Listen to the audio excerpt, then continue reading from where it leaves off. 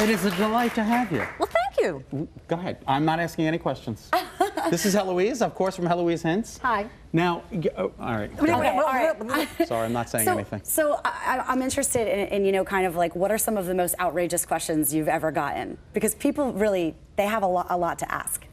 This is a family show, correct? Yes, it is. It airs at 3. Okay. something G-rated. Something G-rated. You know, the strangest questions come in. People, they know that I've been doing this since 77. My mother was the original Heloise, by the way. I'm not her. I'm not 85 with a good facelift yet. Do you have any issues with that? Being in your mother's, like, because your mother started it, and then you took over in 77. She had heart disease. Is that right? She died of a heart attack, and I think stress too. Right. And she worked at home. My mother was a pioneer. I would come home from school, you know, junior high school, and go into the office and open letters, and she would test things on me. So when I took over, I was very careful to be Heloise Roman numeral 2, so that the readers didn't think I was trying to be her. And then after, God bless my readers, after about 4 or 5 years, the readers started writing in and saying, "You are now Heloise. You're not Heloise Jr." Isn't that amazing? Wow. Isn't that Yeah, isn't that amazing? It's that's very, very wonderful. And that's when it's a nice I tribute to felt, your mom too. You know, that's when it really is. It is. Did you know growing up that that was something you wanted to do? Oh no. What did you want to do? Well, I graduated from college with a double major in business and mathematics and a teacher's certificate. Oh my goodness So gracious. I was probably going to either teach mathematics because I loved it, or go into PR and marketing. Oh gosh, that's very different than giving advice and answering questions. But not necessarily, because it's both my mother and father. My father was an Air Force pilot. These are his wings, by the way. God bless. Oh, that's really nice. Command pilot. When I asked him if I could wear them, he's now deceased. He said, yes, and you wear them on the left, and you be sure they're straight. Yes, sir.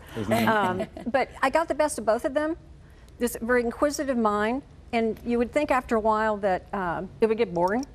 But there's always something new. Always something new. There's always something new. Or the simplest question opens up this whole fabulous world of information. Here's a quick example.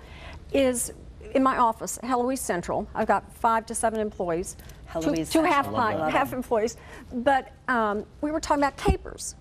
All right, you know, capers that capers, you put in salad. which I just threw out because I don't know what to do with them. Well, I know, that's so true. Here's the thing. One, they will last forever if they're in brine and in the refrigerator. Seriously. Okay. Very seriously, according to the exports. That and the cockroach will be here after the day Will be here after the bomb. You know, that and bamboo. Exactly. And bamboo.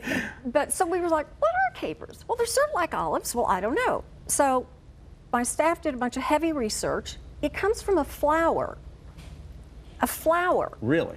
Yes. So we're writing about this. It comes from the flower, it's the seed and everything. 2 weeks later, or after the column runs, we get this lengthy email from this woman who said, "You saved my daughter's life." About capers?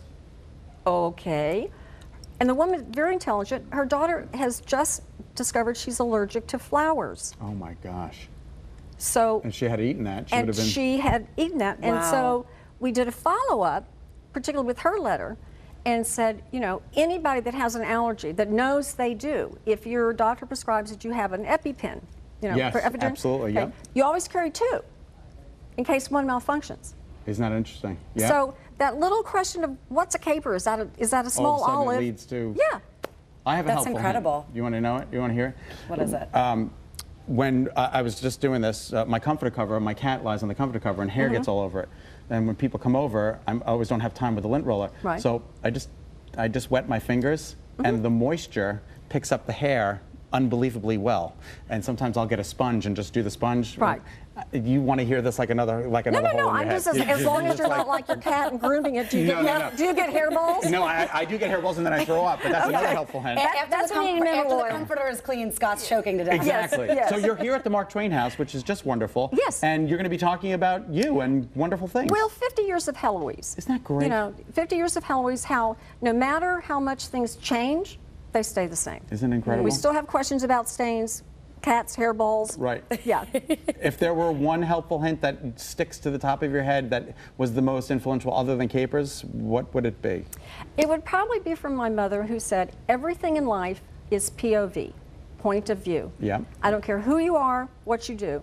Try to think of the other side in the POV. Right. So the simplest question that somebody in my office were like, oh God, this is this, come on. And I'm like, wait a minute. No. If that person's asking, they really don't know. Exactly. You know, That's great. That and My take a most breath. best helpful hint is that on your gas gauge, there's a little arrow next to the little pump on your odometer, and it tells you which side the gas cap is on. So when you pull into the gas station, you know which one.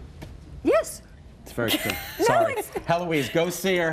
She's at the Mark Twain House, and we just want to thank you so much for coming in. I'm You've been delighted. an absolute delight. And I understand the Mark Twain House has hired David Cash. Please be careful. Thank you. That's just a personal note. We'll be right back. Chef Mike from Big Y is here. We're making Tuscan salad. Come